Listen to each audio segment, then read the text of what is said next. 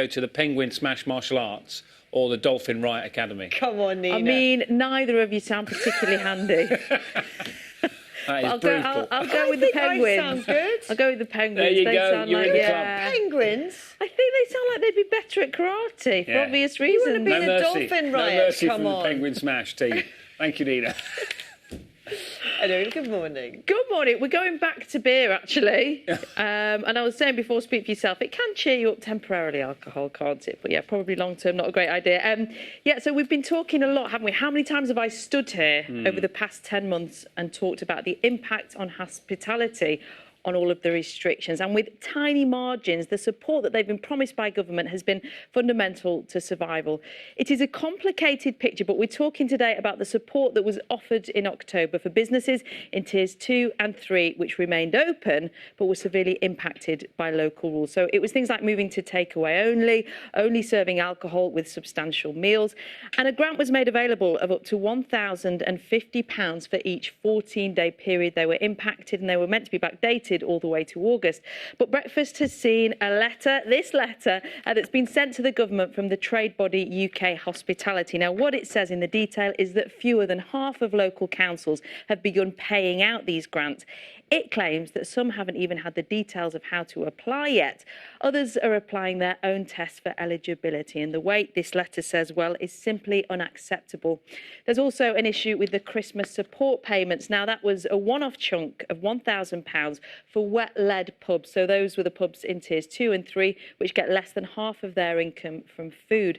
Well, the British Beer and Pub Association has told us that 3/4 of them are still waiting for that cash. Some of them are desperately checking their bank accounts every day.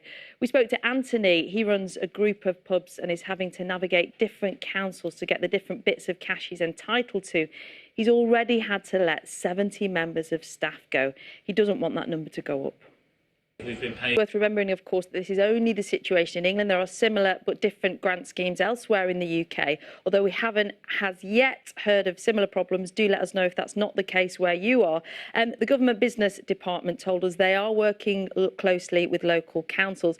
And they also stressed, Dan and Louise, there are 314 local authorities across England. They're all doing things differently. Yeah. And for more than 100 of them, we know that it's gone really well. Loads of schemes are working well. And it's right that these decisions are made locally. But what UK Hospitality is saying is it's not fair that in some areas, in London, for example, you can't even begin to apply for this money. The backdate's all the way to August. So we're talking about thousands and thousands of pounds. And a bit like when you're running your household finances, you work with what you think's coming in. And if that doesn't come in, then you're really stressed out. Oh, Nina, thank you very much. Thank you. We have the news. Cash would allow them to survive the pandemic instead of having to close. Nina has been going through the figures for us. Morning again. Yeah, good morning. This is a letter that we've seen from UK Hospitality to the government. It's got some really worrying content in there. Good morning. Yeah, thousands of hospitality businesses have only been able to ride out these restrictions by relying on government support, and some have been waiting months for money that they're owed. We're talking specifically about the grants offered in October for those who were in tiers 2 and tier 3 but stayed open, but were severely impacted by restrictions. So things like moving to takeaway only and only serving alcohol with substantial meals. Now, a grant was available of up to £1,050 for every 14-day period impacted, and they were supposed to be backdated to August.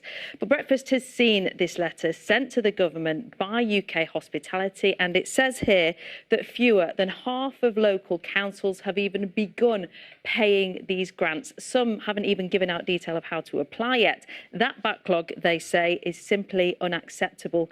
We've also learned of delays with the Christmas support payment. You might remember they were the £1,000 one-off payments for wet-led pubs, so those which get less than half of their income from food. The British Beer and Pub Association told us 3/4 of them are still waiting for this cash. And we've been talking with Anthony. Now, he runs a group of pubs, and he's having to navigate a different system for a different council, and he's not got all of the cash that's been owed to him going all the way back to October. He's already had to let 70 members of staff go. He doesn't want that number to go up. We've been paid. The problem appears to be with these local support grants that it's left to each council to decide the precise eligibility criteria. The Local Government Association, which represents English councils, says they're doing their best, but with different schemes applying different criteria, it just isn't that easy.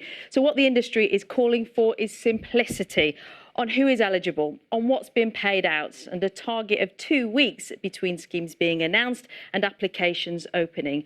Without it, they say some pubs just will not. They are closed. And it is worth remembering this scheme is in England only. Similar schemes are available elsewhere in the UK. Do let us know if you've had any issues with them.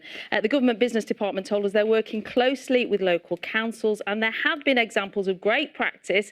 Some councils we know have proactively contacted businesses which are eligible and automatically made those payments. And the government, Dan and Louise, have told us, £280 billion overall have been paid out. That's monumental. And there are 314 local authorities in England, so it's not going to be perfect every which way. But if that's your business and you are literally counting the days for that payment to come through, it will be meaning the world to thousands of them. Will do indeed. Thank you, Nina. See you tomorrow. Thanks very much. We'll be